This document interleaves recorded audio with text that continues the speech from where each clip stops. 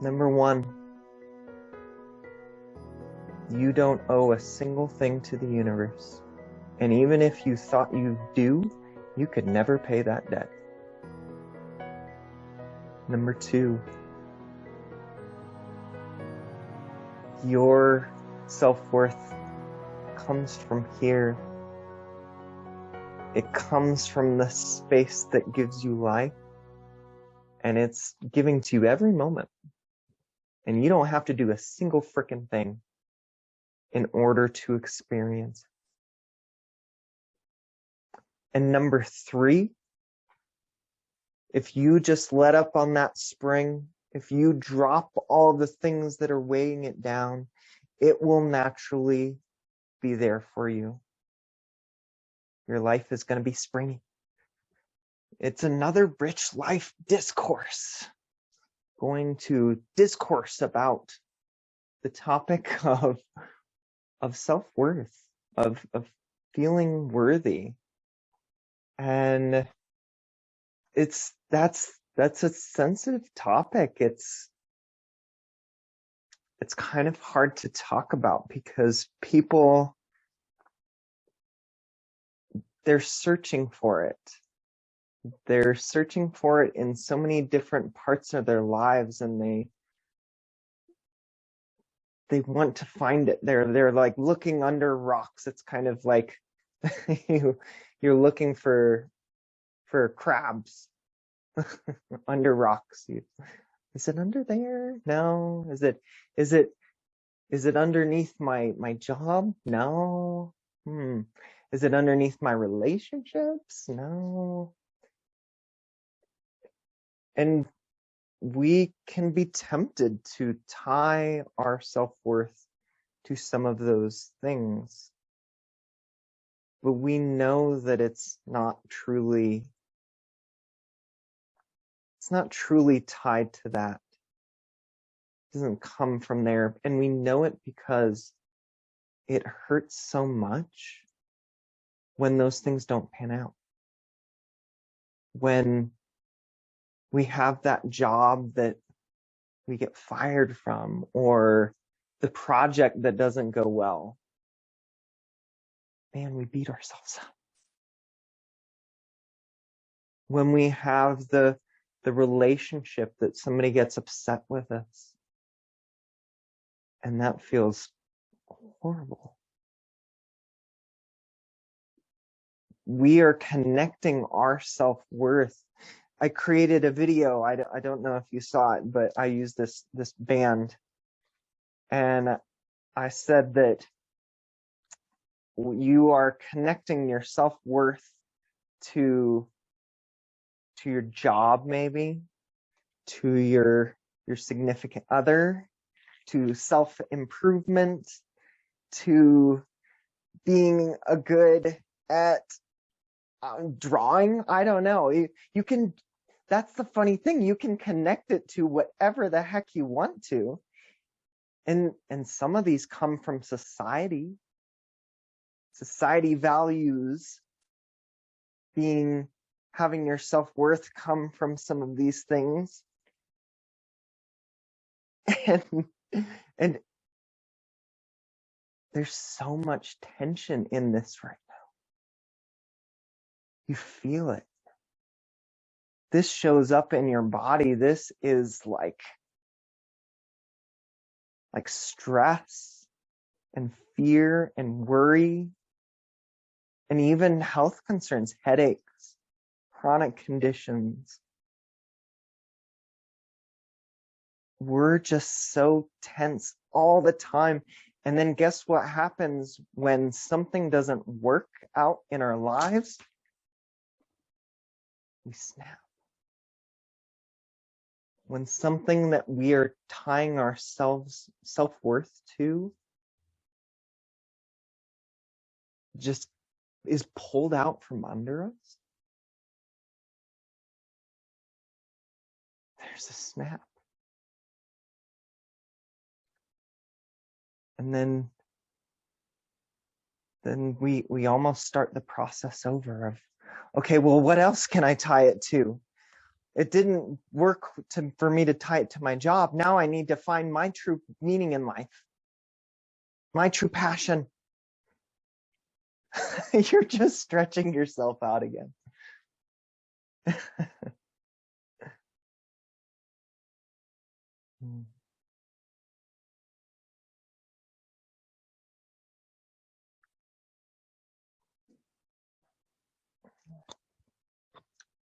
So I like to talk about a little bit of where it comes from,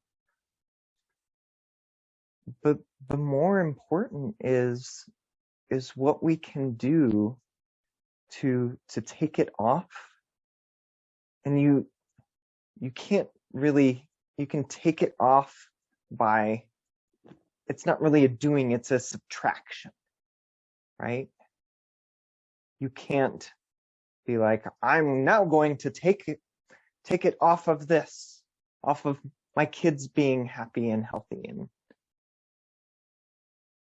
and my relationship's going well. And I'm going to take it off my career as an author or speaker. Or I'm going to take it off of how the kids do when I come in and substitute. You can't really just tell yourself. Well, I guess you can, but it's not really going to do anything. So it helps instead to find out where it really comes from. That is going to help you start to loosen those connections. And it comes from within. I don't want to be too simplistic. It comes from just being. What if self-worth was just, what if it was just you existing? What if you were worthy just by being you?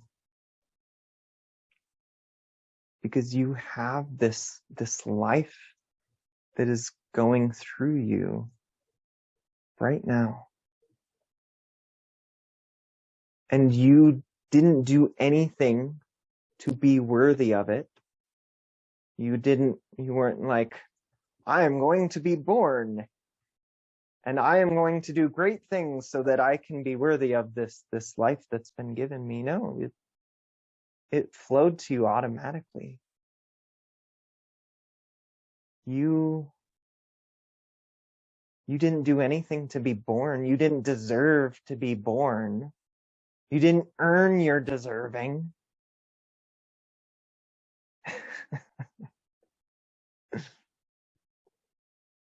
And it's so funny that we think then that it has to come from outside of ourselves.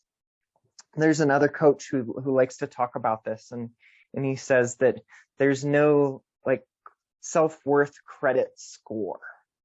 There's no place where you can go in and check your self-worth.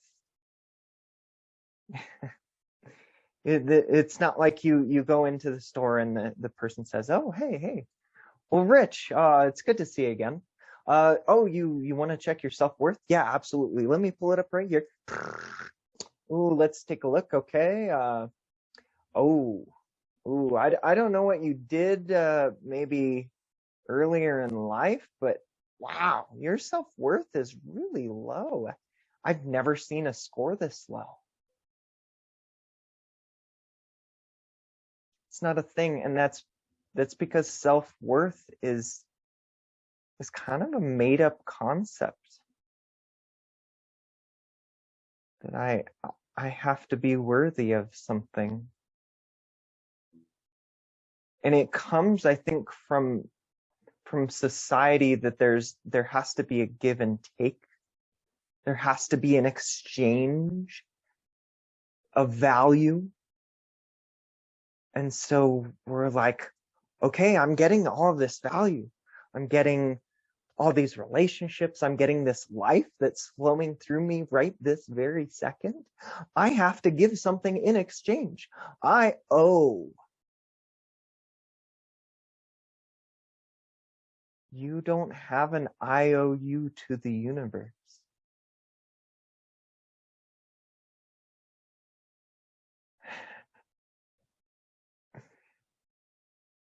You do not have this promissory note now. You are not in the universe's debt.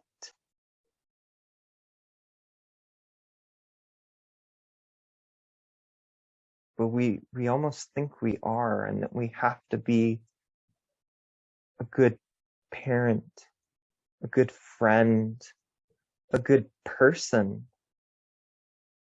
We have to make other people happy to pay off this debt. You can try. You can try to pay off the universe's debt, but I promise you that the universe will outgive you 99 times, no, 100 times out of 100. 100 and an infinite amount of times. It will outgive you. Because it's nature. It's giving.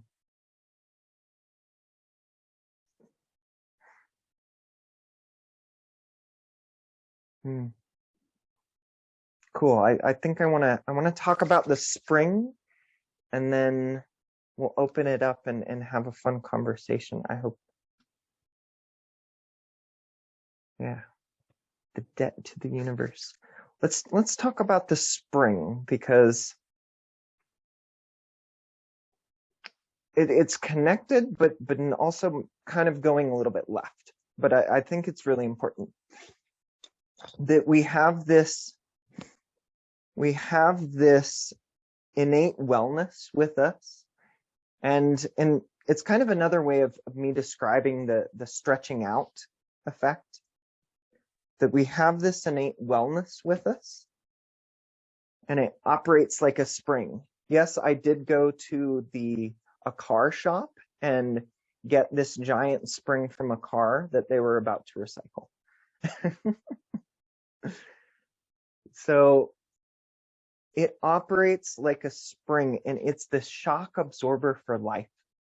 And there's no way that I can compress this thing. So it's made for a car. So you'll have to imagine it. But this life shock absorber, it's there for us, and it will absorb and us through these bounces of life. Wow. Oh my gosh.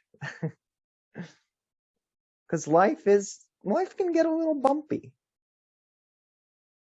But we have this ability to compress it with our own judgment, our own feelings of not being worthy.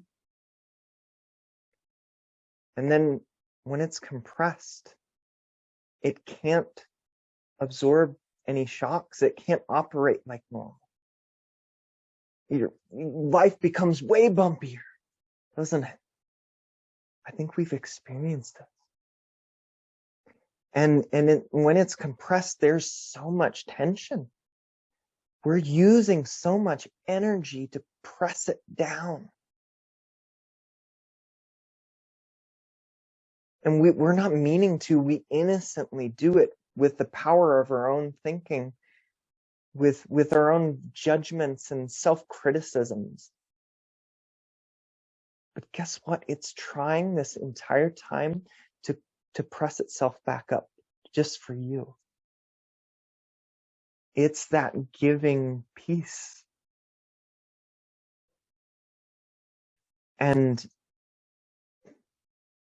all we have to do is realize that we're compressing our own natural innate wellness, and maybe slow down, maybe give a little bit of space, a little bit of grace, and it will naturally in time come back up. Or we can keep compressing it. Oh, I was talking with another coach and I really liked her metaphor for this. She was talking about it like the energy, at least like the energy of it, and how it makes it so hard to live your life. And that's what I mean. When the spring is not compressed, you're in this space of creativity, of flow, of presence. And then it's kind of like a closet. And this is the coach. It's Amanda Fuel is her name. She shared this with me. She's awesome. It's kind of like this closet that there's it's just full of junk and our own worries and self-criticisms and judgment and worries about our self-worth, and we're like holding it closed. You're like, ugh. And you have to do now everything one-handed because you can't let the crap spill out of the closet.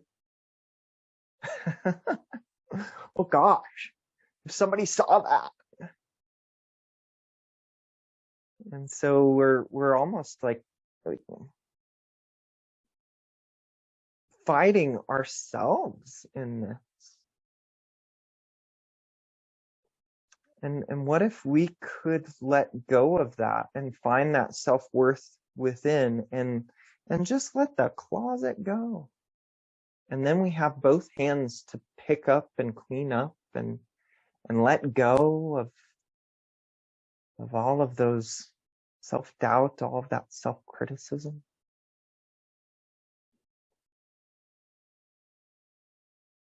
Because the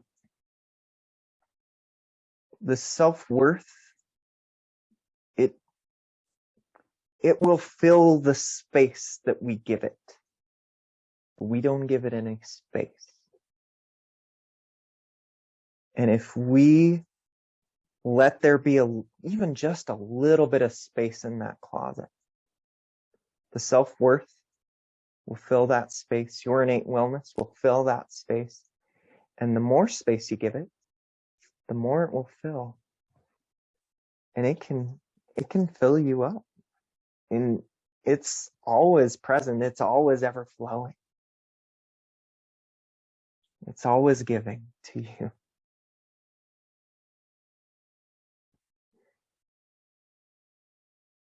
Okay.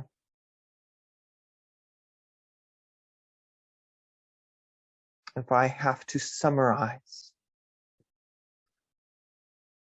number one, you don't owe a single thing to the universe. And even if you thought you do, you could never pay that debt. Number two, your self-worth comes from here. It comes from the space that gives you life. And it's giving to you every moment. And you don't have to do a single freaking thing in order to experience it. And number three, if you just let up on that spring, if you drop all the things that are weighing it down, it will naturally be there for you. Your life is going to be springy. We're coming upon the spring. It will be a spring that flows forth through you. Okay, I'm using the metaphor too much here. So now the invitation is, what are you hearing? What are your thoughts? What are your questions? You may unmute. You may type in comments. It's okay if there's a little bit of space. We'll allow for that.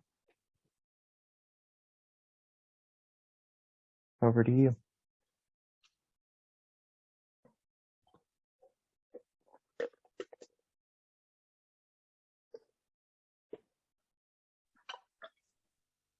Love that, Rich.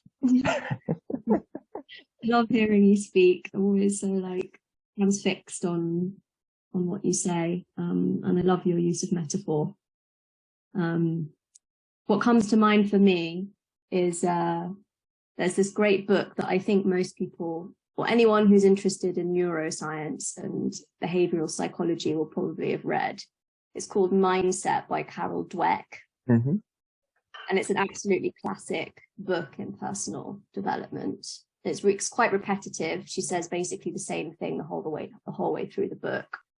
But to me, I think a lot of what you're saying is explained nicely in terms of our psychology through this difference between having a growth mindset or a fixed mindset.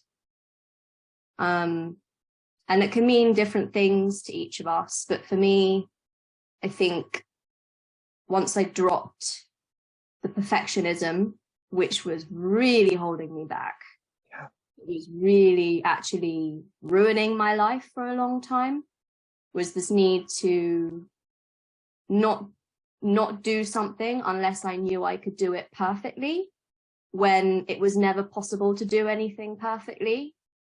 And it was keeping me fixed. It was restricting me. It was stopping me from being creative. It was really creating these very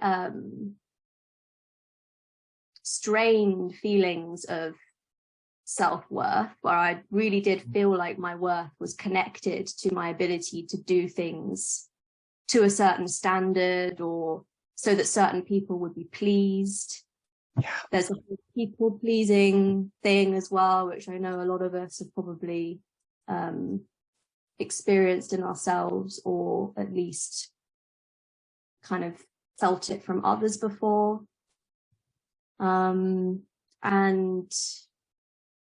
I think for me, once I realized that life is a lot more joyful and fun when I'm just constantly experimenting, and I kind of dropped the need for there to be success or failure connected with things that I do, everything changed for me. Mm. Life is really just a grand experiment, which is really fun, you know, once we're able to approach it in that way. Oh, yeah. Sometimes, as you were saying to me the other day, sometimes we need to get out of our own way so that we can see life in that way. Yeah. And I love the idea of the experiment, because then we can just play and have fun. Like you said, it's if there's so much riding on it, it's so hard to take it seriously. Or it's so hard to not take it seriously, I mean. And what I mean by experiment as well is, you know, if something isn't working, I can just adjust it so that to try and help it to work better. Or if it's not working at all, then I just try something else. Yeah. And that philosophy can be applied to so many things in life. I think we have the tendency to take things very seriously. Life can become very heavy and serious when we feel very like connected and too strongly connected with certain things in our lives. And yeah, there's a lightness to just experimenting with everything all the time, I think. That's what worked for me anyway. Well, and it's heavy because we're making it heavy. What's heavy to one person is going to be super light and easy to another person. And when we make it heavy, it presses down on our spring. Like I said, I cannot press down on that thing. And then I think it's ironic because people they think I have to take it seriously, otherwise there won't be any success, and I need to do it like this, and it's not working, I'm going to do it harder. And then ironically, when they drop that, it becomes easier. I mean, you still work hard, but it's almost, it starts to flow, and your success will come from that, not from pushing me. Work, dang you. Yeah, and I think, you know, there are some things from like a psychological perspective, you know, when we talk about getting out of our own way, sometimes it is simply a matter of mindset shift. Sometimes it is a matter of that, which is basically just changing habits. It's about calling ourselves out in the way that we think, the language that we use, how we talk. But other times it can actually be about trauma. There can be trauma that kind of has this kind of tenacious hold on us, and it makes us react in certain ways to things. And it also can make life a lot more complex and heavier than it needs to be. And there are lots of fantastic practices that I personally have used and have been really effective on me to overcome trauma as well, to then make that change literally just a matter of mindset shift. And actually, you made a mistake there, but I kind of like mind shift. Mind shift. You might be onto something there, Holly. Yeah. Mind shift, yeah. The Mind Shift Institute. There you go. Could be a thing. You never know. What else are people hearing?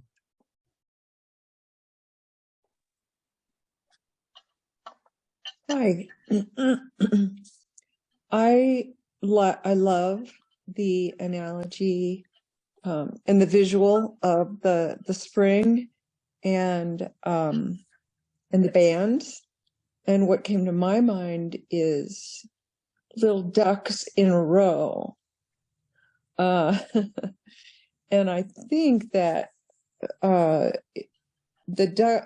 there's something very satisfying when, you know, it's kind of like teaching, and Fred, you'll get this, that you might feel like you are herding cats, but every once in a while those cats will be going in the same direction at the same speed, and there's this real satisfaction that comes from that. It's like, I have achieved this.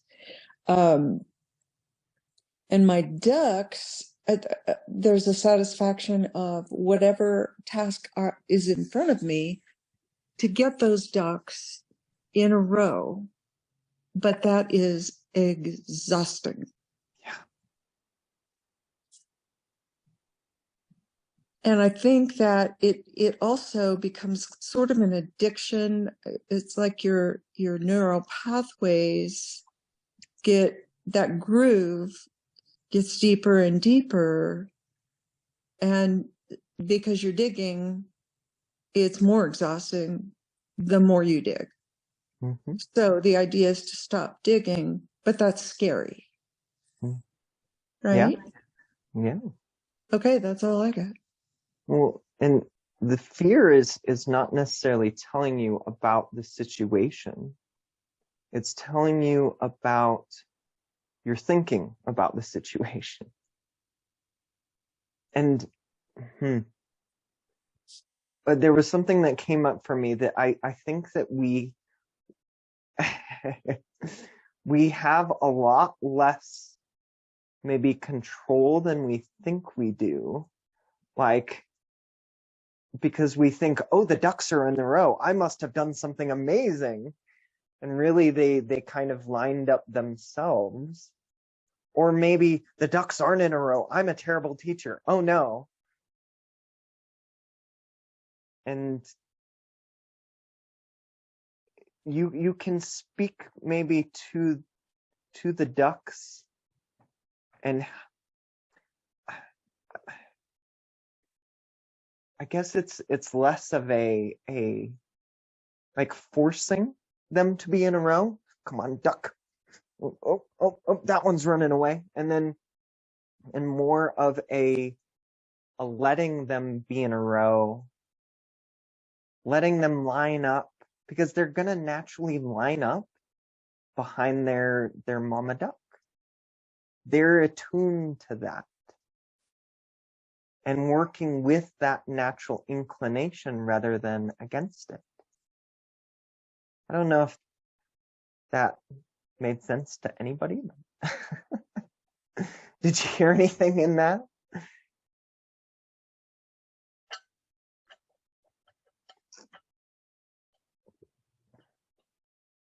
Yeah, I think often it's about creating the right conditions for them to line up. I think that's on our responsibility, really, is to maintain the right conditions so that things can happen in this way as you describe. And that doesn't mean that we force conditions or we have very set way of doing it necessarily, and we're all completely different and we have different ways of being that works for us. But when we create the right conditions for health or for a certain situation to be successful, quite often it seems to happen that way. Yeah. I think. And the ducks have this natural knowledge of how to line up behind their mama. If we're talking about our health, yes, and I think that's such a great example for this, because optimal health is basically the body and the mind being at its optimal state, and that often comes through creating the right conditions in the body, which can be through drinking good water, eating healthily, sleeping correctly, doing whatever we need to. Some of us need exercise all the time. Others of us really need that peace of mind and that meditative state. Some of us really need to be around people in order to feel alive. Others of us really need to be on our own quite often to feel peaceful. We're all completely different, but I think that knowing of how we each are naturally at our optimal state, that's what can create those ducks, that line, that formation, is by creating the right conditions individually and uniquely. The right conditions already exist. The conditions are already there underneath. And I think like you were talking about, Holly, we get in our own way, and we get in the way of those conditions existing because we think it has to be a certain way. But they're already there. The conditions of optimal health are, your body knows how to be healthy. It knows how to live. It's been doing it your whole life. In spite of you, really.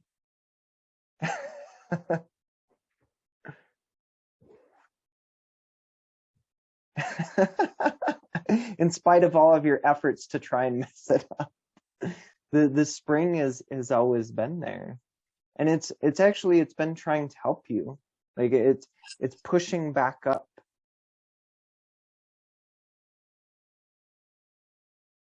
It's trying to show you, and when it feels like there's tension, it's like that's your signal. I like what you said about not owing the universe a debt, because the universe will always provide more than you can pay. I really like that. And it makes me think about the unconditional love that a parent has for a child that will always be there. You may worry, you may think the child should go in a different direction or whatever, but that love is constant.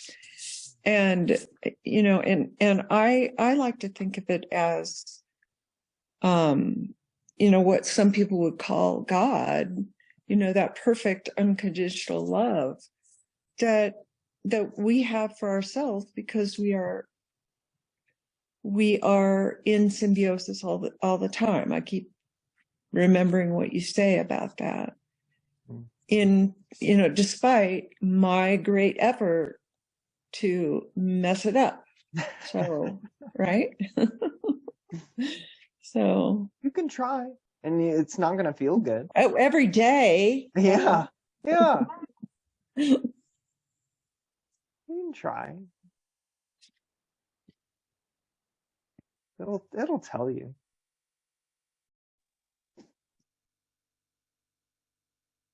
Well, I'll share my thoughts. That's all right. It may not be in line. I think as you've been talking, I've been thinking that I wonder if we just are spending too much time focusing on ourselves. I mean, really thinking about ourselves way too much. And when it comes to self-worth and self-esteem, it is often, almost always, I would say, in our comparison to others and how we feel. And it's interesting to me how I can feel more self-esteem in one context than another context. And how I was telling Shirley this just last night. We're out at Ptarmigan, and I go in there and I look at all the Teslas and BMWs, and I can feel inadequate because I drive a Subaru. And I think to myself that maybe the problem is, one is this comparison, but another thought is that we don't realize how inherently empty these things are. And for example, I was in the military for a long time, and I got promoted, and I had these jobs, and it gave me self-worth. Now it's been over 10 years since I've been out, and I realized that all of that stuff that I thought of self-worth and who I was and people calling me sir, blah, blah, blah, was empty, that the organization wasn't what I thought it was, that I had deceived myself largely for 30 years about what was going on. Then I taught, for USC for 8 years, and I was proud to teach for a prestigious university, until you start to realize the emptiness of that too, that this is your self-worth. And I just wonder whether or not we probably would be better off in our self-worth if we just really stop comparing ourselves to others, if thinking about that these things have any impact, because they're empty. They are. I had a friend, I said this to, he got angry with me, I think, when I said it. But I mean, I used to be Colonel Stone, and I had worth because I was Colonel Stone. Today, I'm Fred. And it's interesting to work in a world where nobody cares what you did. And I think I've become increasingly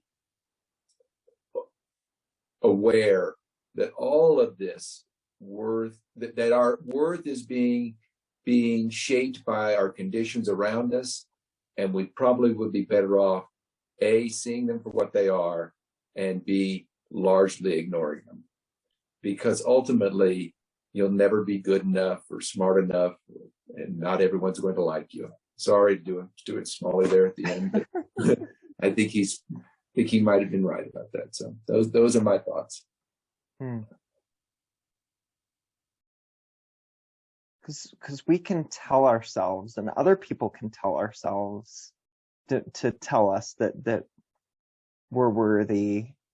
I remember writing, like, I am worthy, I love myself, I am enough, over and over and over and over and over. I have notebooks full of it. And now I kind of see it as like a little bit kind of crazy. because it's kind of empty, like you said. We can tie our self-worth to those things, but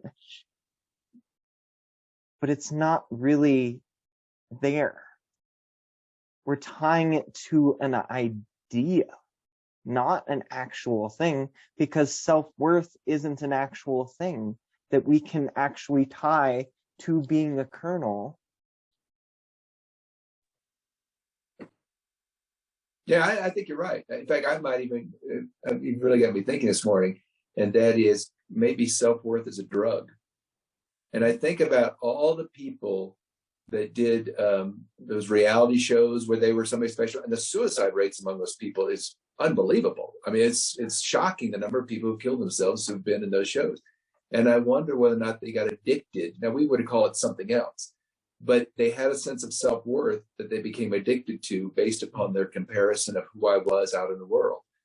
And maybe the best thing to do is just get rid of the whole idea of it. Because if it's constant, I have value because of the way I'm interacting with the rest of the world.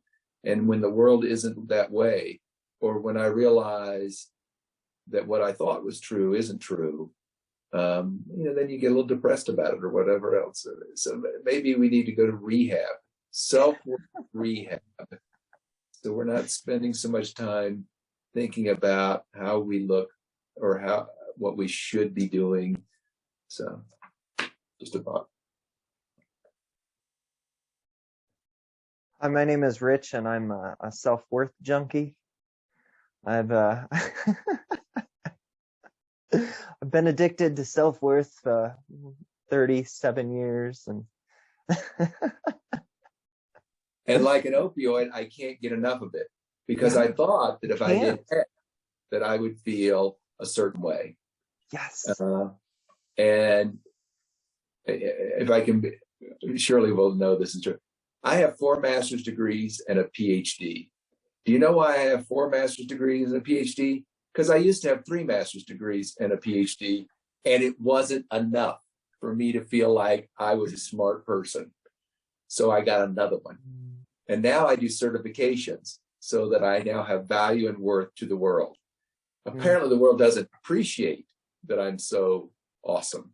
And therefore I feel bad. But I'm thinking that I know, just like opioids, maybe I would be more content if I got off the drug and stop thinking that the more I do, the more I accomplish is going to do something for me, because ultimately we get used to it. Not everybody cares about you the way they should, blah, blah, blah. So I'll be thinking about this the rest of the day, Rich. Thank you. Thank you for that. Awesome. Hoping to watch golf this afternoon, but I'll be thinking about you. And it's kind of this drug, because we think that it's this formula that we can figure out, because in the real world, we have the real world of coffee cups, and those are things.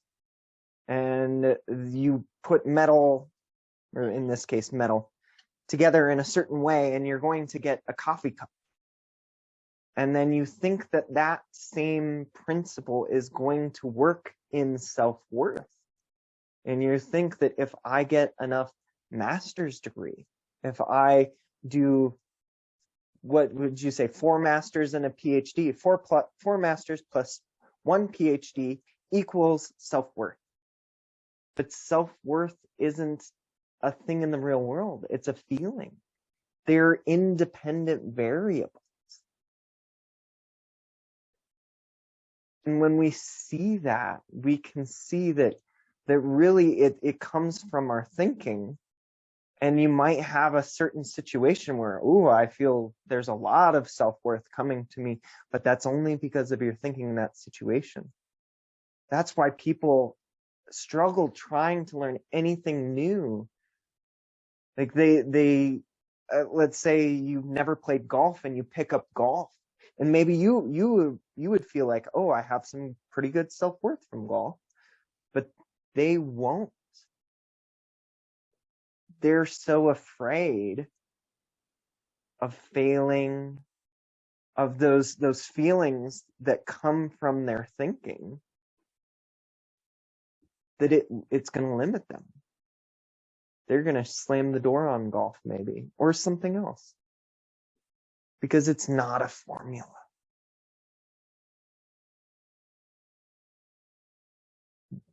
And the self-worth, there is a place that you can look to for self-worth, but I think it means something completely different than connecting it to a car or a career.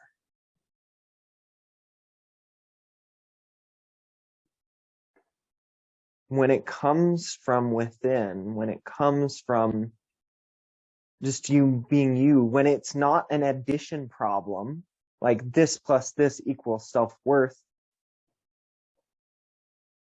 it's really a subtraction problem. You minus all the thinking that you have around self-worth equals something beautiful, your authentic self.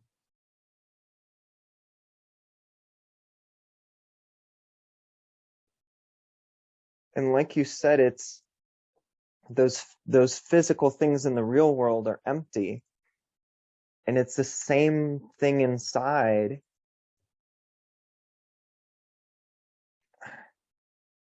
I'm not sure how to put this, but it kind of is the same thing inside, but really it's an emptiness of who we think we really are, and who we are tying, and what we are tying our self-worth to. When we have that emptiness, when we see that the truth, we see through the emptiness of what it is out there, and then we let it be empty in here, my gosh, there's a fullness. What's left over is filled up with the love that Susan was talking about, the unconditional love, but we're too busy filling all this crap and searching for it here and here and here to notice. We don't leave room.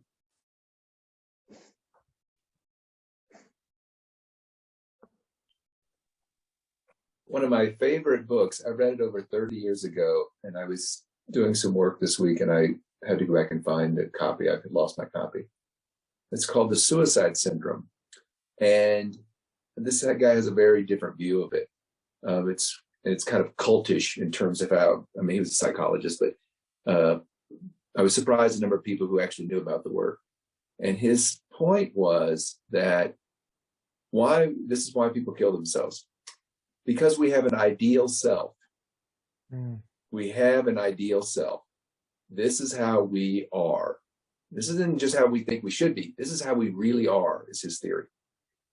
And when the ideal self looks at the empirical self, at the, if you will, real person that you are and all your mistakes, his theory is that ultimately for some people, they cannot handle the dissonance between how they really are and their ideal self. And they come to the conclusion that if I kill myself, I will then become my ideal self. I'm not saying I buy all of it, but I think it's interesting, his idea that there is this ideal self. And so going back to self-worth, it makes me wonder whether we'll ever make the ideal self happy, that we have enough worth. And I just think it's interesting. I'm not necessarily, he was very psychoanalytic, but I've always thought it was an interesting thing. And I think to some degree that's probably true. When we hear a voice in our head criticizing us, who is that person that's criticizing? That person's criticizing some other person. And I don't think we I think about that a lot. In my case, Shirley knows this, the voice I hear most is my mother's voice. And my mother's voice was, her love language was criticism. So I can hear her. You know, I mean, I don't think, is that the sixth one? yeah, Fred? that's the sixth one. You know? Okay, yeah. I mean, I'm too tall, I'm too short, I'm too fat, I'm too thin. You should have never married her. You're so lucky she stays with you. I mean, she would say all those things in the course of 5 minutes. And so, but anyway, I think it's that whole self-worth thing. It's that it goes back to this idea that we probably think there is an ideal self, and that ideal self will never be satisfied. You know, there are times it gets nurtured and feels a little bit better, but in the end, the ideal self, you're just never going to be good enough. And maybe the point is just to let the ideal self go. Easier said than done. Yeah.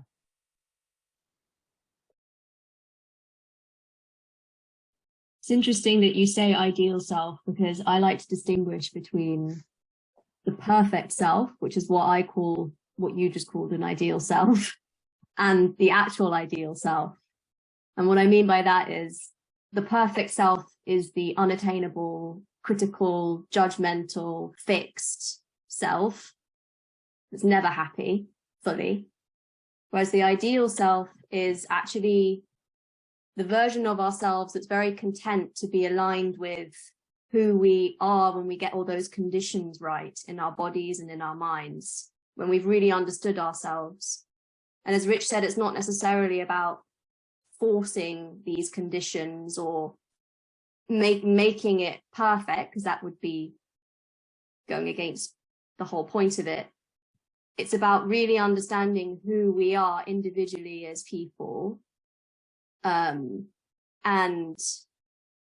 understanding what's really, really important to us individually, and living in that way. And that's much easier said than done. But that ideal self that I talk about isn't comparing themselves with others, because they're so unique and independent from everyone and everything else. And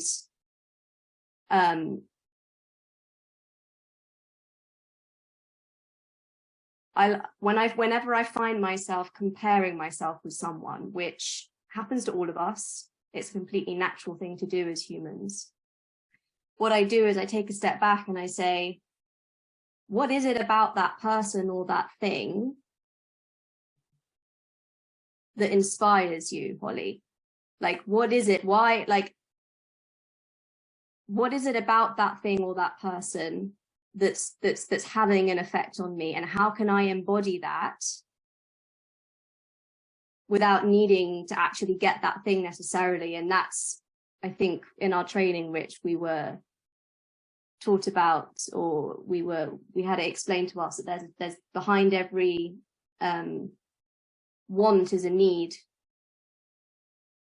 And often that thing that we see in others is a need that isn't satisfied within us, and we can fill that in ways that isn't necessarily getting that material thing or succeeding in that specific way. We can actually find or satisfy that need in our own way that aligns with us.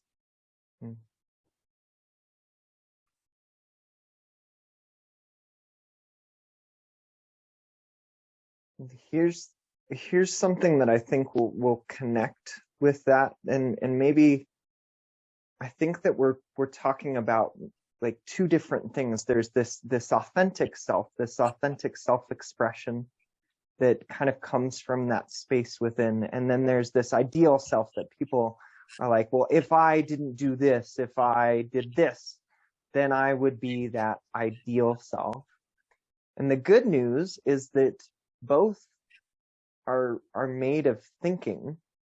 They're made of thought. So this, like you said, Fred, we can drop this ideal self because it's made up. That's one of the good news.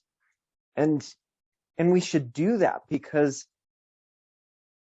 there's such a call for be your best self. And there's an equation, a math equation. and I forgot what it's called. My friend told me what it was. It was in one of my podcasts, and he talks about how it's this line that gets closer and closer and closer to the axis. And that's kind of the self-improvement model right now. You're not good enough until you do A, B, and C, and D. And people internalize that I'm not good enough until I do this. But they start to do those things, and they might get closer. But the thing about this equation, there is always a gap. It never connects. It gets infinitely closer, and it never connects. And if you try and do it that way, you might improve yourself. You might kind of force yourself and judge yourself until you improve yourself a little bit, but it's not going to be enough. You're not going to be enough because there's always that gap. And it's once we realize that we're not the line, we're actually the axis. We're actually the whole frickin' plane. We're the whole, even the 3D. We're the whole three-dimensional bingo. I don't oh no, I just threw that word in there. It's a very descriptive word.